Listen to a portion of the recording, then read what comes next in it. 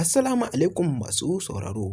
Muna muku sallama irin ta addinin Musulunci wadda addini ya tanada a cikin wannan tasha tamu ta sharhin labari na inda kuka cewa. A cikin wannan series mai dogon zango na labari na wanda ake gabatarwa a yau Juma'a za a nuna muku yanda Kilishi ta fito ta bayyana ƙiyayyarta ga ɗan da aka haifarwa Abba Galadima tsarara. To sau da yawa mutane suna mana rubutu a comment section na cewa wai yaushe Kilishi za ta shiryu kuma yaushe Kilishi za ta daina wannan mugayen laifi da take aikatawa a cikin wannan series na labari na.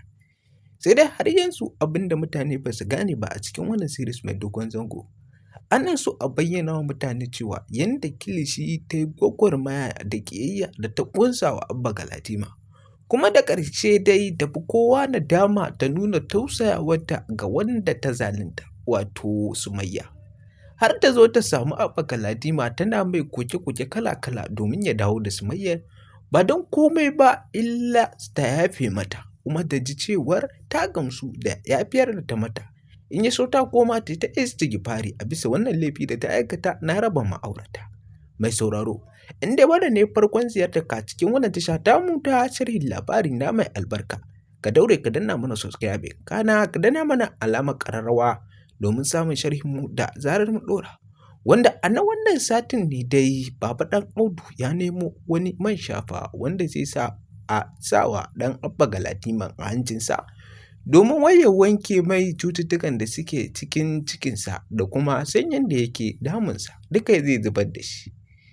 To daga gefen kuma su Fulani wato Fulani ‘yar tata ta zo tana mata koke-koke.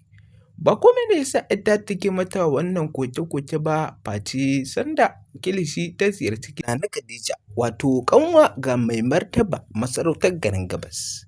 Inda abin da ya sa Amiran kuka ba komai ba ne ba illa sanda ta ziyarci gidan Nana Khadija ta ji Kilishi tana faɗar maganganu kala-kala a bisa wannan yaro da aka haifarwa Abba Galadima. Hakan ne ya sa ran Amira ya ɓaci ta baro gidan ko da sallama ba ta musu ba. Iya ƙofar gida ta shiga ta fito ta taho a motar ta iso tana faɗawa babar tata wato Fulani cewa gaskiya har yanzu abin da Kilishi take bai dace ba. Kuma ya kamata a ce ta yi nadama ta gane Allah ɗaya ne amma har yanzu ba ta cire ran kashe wannan yaro ba. Hakan dai Fulani da ita gama sauraron ‘yar tata sai dai ita ma Fulanin ta fashe da kuka a bisa tausayin ‘yar tata da ta ji na ganin yadda ta nuna nadama ƙarara a fuskarta. Sai dai a lokacin ne mai martaba mai sarautar sarkin garin Gabas ya nufi wannan ɗaki.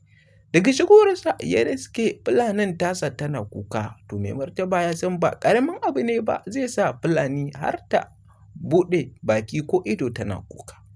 Nan dai mai martaba ya zauna ya fuskanci Fulani yana tambayar ta me yake faruwa. Nan dai Amira da Fulanin suka kwakwashe mai duk abin da ya faru a gidan Nana Khadija. Sai dai da mai martaban ya yi ƙunƙurin ya kira Nana Khadija da daɗa ƙara mai haske a bisa wannan batu da Kilishi ta zo ta faɗa mata.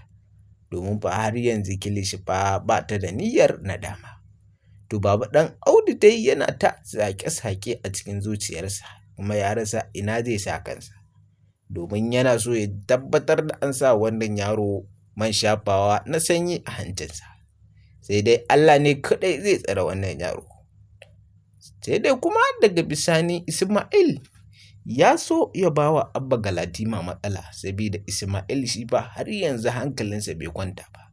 Saboda yana so ya ja babban ruwa ta yadda in an kira shi a kotu zai tafi da mutane kala-kala wanda zai dinga tsokana musu wannan laifi. Sai dai ya ja abokin Abba Galadima wato wanda suke shawara da shi. Yana faffaɗa mai maganganu kala-kala sai dai shi bai kula shi ba saboda ya san in har ya mai da martani zai dinga nuna mai yana da muƙami. Yana ce mai shi ɗan baran ɗin garin Gabas. Sai dai kuma mutane ba wannan suke dubawa ba adalci da kuma kyautata wa al'umma. To Kilishi dai za ta daina halin nata ne ko ba za ta daina ba. Ko kuma sai sanda aka kira Ismail a kotu tukana a haɗa da ita. Baba Ɗan Audu ma in ta kama shi ma a iram da shi. Saboda ya sa hannu a bisa kisan wannan yaro. To kun san Baba Ɗan Audun naku da son kuɗi. Ba shi da haƙuri kwata-kwata. shi in dai har ya ga zunzurutun kuɗi to shi kan nashi ma fa zai iya bayarwa a yanke a sa a jaka a je a saida. Masu sauraro, in dai wannan ne farkon ziyartar ku cikin wannan tasha tamu ta sharhin labari na mai albarka, kar ku manta ku danna mana alamar subscribing, kana ku danna mana alamar ƙararrawa domin samun shirin mu da zarar mun ɗora.